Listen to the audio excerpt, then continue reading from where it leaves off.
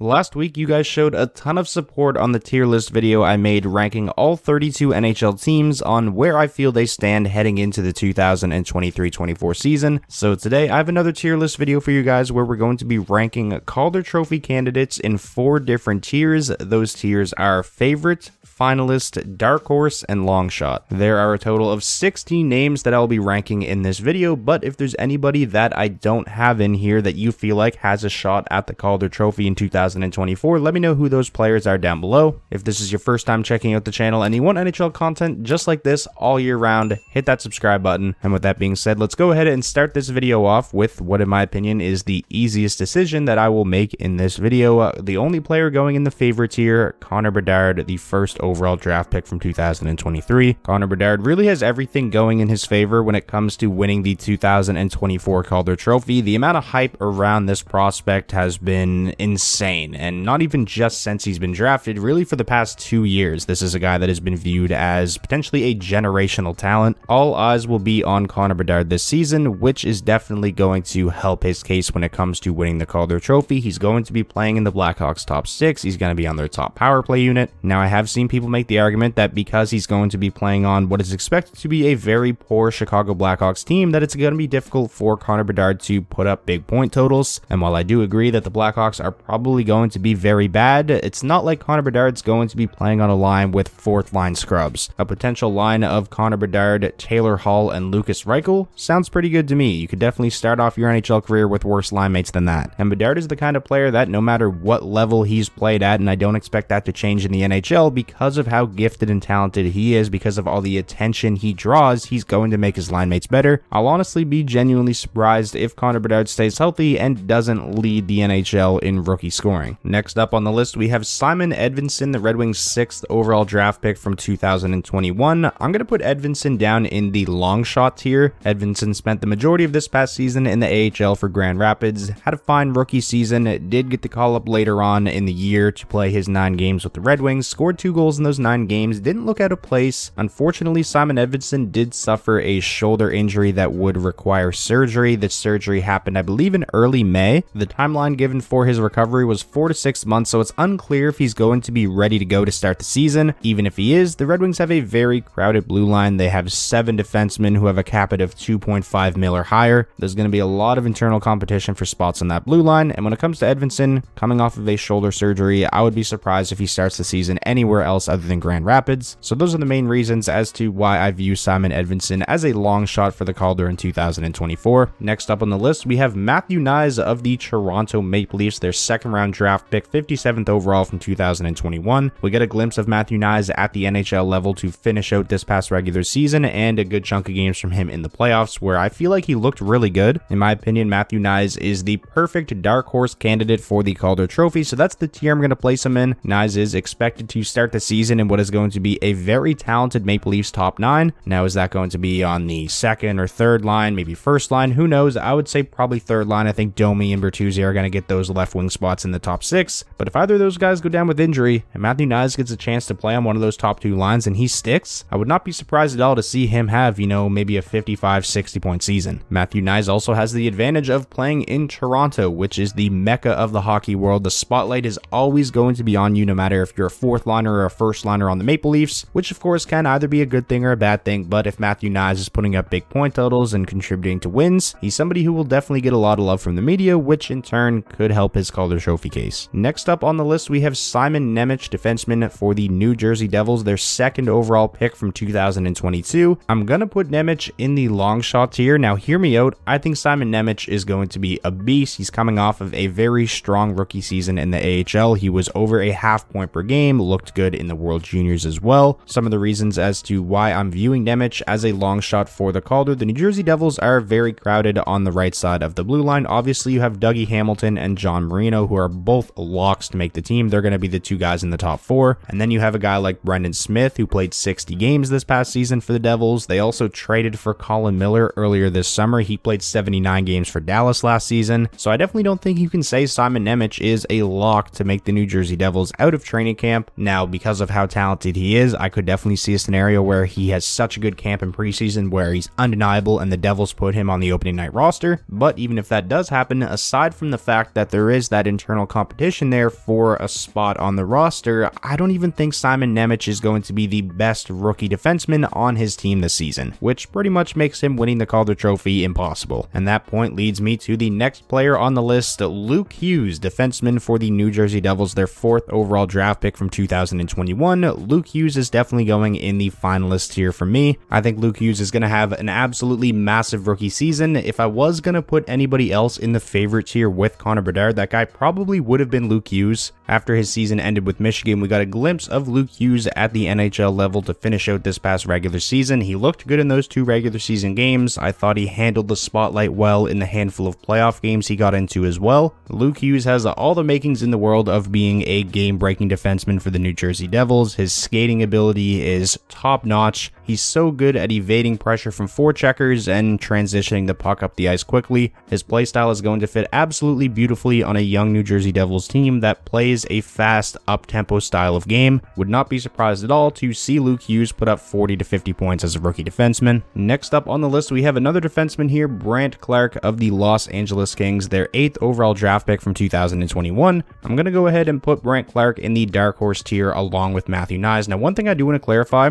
although for this particular ranking, I do have Brandt Clarke above somebody like Simon Nemec. I would rather have Nemec as a prospect. I think he's going to wind up being a better player. But when it comes to the Calder Trophy, a lot of it is about situation and opportunity. And just because somebody has a better rookie season, it doesn't mean they're going to wind up being the better player, obviously, or have the better career. So let me just get that out of the way first. When it comes to Brandt Clarke, he played all over the place this past season, 31 games in the OHL for the Barrie Colts, almost 2 points per game, absolutely absurd offensive production. Had a quick stint in the American Hockey League and then played his 9 games in the NHL with the Los Angeles Kings as well. In very sheltered minutes, he put up 2 assists in those 9 games. Also played a pretty sizable role in Canada winning the most recent World Junior Tournament. Like I said, Clarke was all over the place this past season. I'm expecting Brandt Clarke to make the Los Angeles Kings out of training camp this season. When you look at the defensemen on the roster, I just don't think there's 3 right-shot defensemen better than Brandt Clarke. You know, obviously there's Drew Doughty, and then you have Matt Roy, and I would say Brandt Clarke is probably 3rd on the depth chart there. I feel like he's probably going to play sheltered minutes at 5-on-5, maybe 15 to 16 minutes a night, but I do feel like the Los Angeles Kings should probably give him the keys to the second power play unit, especially with Sean Durzi being in Arizona now, because that's where Brandt Clarke really thrives. He's an offensive defenseman with an extremely gifted and well-balanced offensive game. Moving along now to the next player on my list, we have the first of 2 goaltenders that are going to be featured in this tier list, Devin Levi of the Buffalo Sabres, a 7th rounder from the Panthers in 2020, obviously came to the Buffalo Sabres as part of the Sam Reinhart deal, and I'm going to go ahead and put Devin Levi in the finalist here. I would definitely say, aside from Conor Bedard, Devin Levi along with Luke Hughes is one of my top candidates to win the Calder Trophy. Again, similar to what I mentioned when talking about Brandt Clarke and Simon Nemec, a lot of a player's chances to win the Calder Trophy comes from situation and opportunity, and currently Devin Levi finds himself in a situation where heading into his rookie season with the Buffalo Sabres, he's going to be competing for that starting role with Eric Comrie and Ukko-Pekka Luukkonen. And based on what we saw from Devin Levi in the 7 games he played for the Buffalo Sabres to finish out this past regular season, I would say Levi's probably the favorite right now to land the role over those 2 other guys. Heading into this season, the Buffalo Sabres are definitely a team with playoff aspirations. They are coming off of a year in which they finished just 1 point behind the Florida Panthers for that second wildcard spot in the Eastern Conference, and they're a young team that's expected to just continue to get better and better. And it's not like this past season the Buffalo Sabres got exceptional goaltending from any one of Anderson, Pekka Luukkonen, or Comrie. Imagine if Devin Levi comes in as a rookie, wins that starting role, wins, 30 to 35 games, and the Sabres make the playoffs, all 3 of which I think are possible. You'd have to imagine that would put Devin Levi atop the list of Calder Trophy candidates. Continuing on now, next up on the list, we have Marco Rossi of the Minnesota Wild, the Wild's 9th overall selection from 2020. I'm going to go ahead and put Marco Rossi in the long shot tier along with Simon Nemec and Simon Edvinsson. Rossi's played the majority of the past 2 seasons in the American Hockey League for the Iowa Wild, and he's produced at a very high rate down there. In 116 total career AHL games, he has 104 points. Marco Rossi is an extremely gifted offensive player, has a very high ceiling, but based on what we saw from him this past season at the NHL level in the 19 games he played for the Wild, I just can't see him bursting onto the scene and having a Calder Trophy caliber rookie season. In 19 games for the Wild this past season, Rossi had just 1 assist in those 19 games,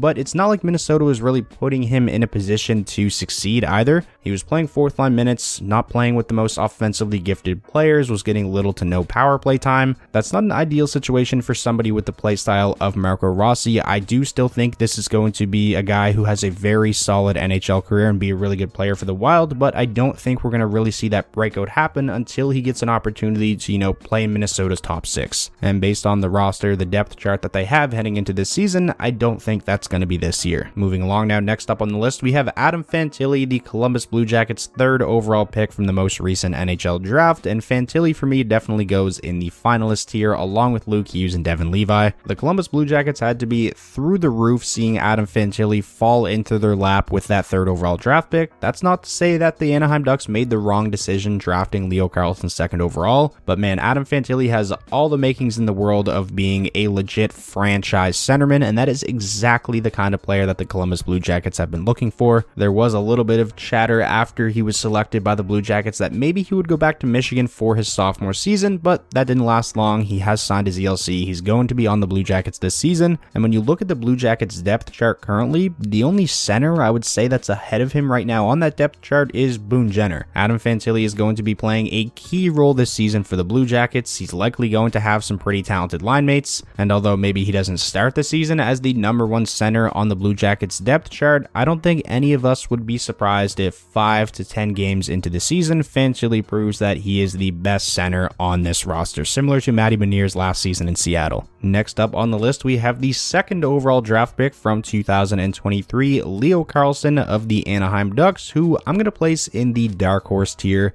Basically, the reason why I'm putting him a tier below Adam Fantilli, again, a lot of it comes down to situation. Leo Carlson isn't really in a situation like Adam Fantilli is as to where I think he's going to burst onto the scene and quickly become the best centerman on the team. Anaheim has the likes of Trevor Zegras and Mason McTavish. Now, that being said, I'm definitely expecting Carlson to make the team and be a really productive player for the Anaheim Ducks, likely in their top 9. At just 18 years old, Leo Carlson is already used to playing against grown men as he spent the last 2 seasons in the Swedish Hockey League. He has a very well-balanced, well-rounded game that I think is going to translate very well to the NHL, but I don't think Carlson has the game-breaking offensive abilities that somebody like Fantilli has as to where he's going to burst onto the scene as an 18-year-old and put up massive point totals in his rookie season. Now again, that's not to say I think Fantilli is going to be a better player long-term or Carlson is, because I know that's going to be a conversation for such a long time because of how they went 2 and 3 in the draft. But for this season and these 2 players' chances to win the Calder Trophy, I do have Leo Carlson 1 notch below Fantilli. Moving along now to the only other goaltender on this list,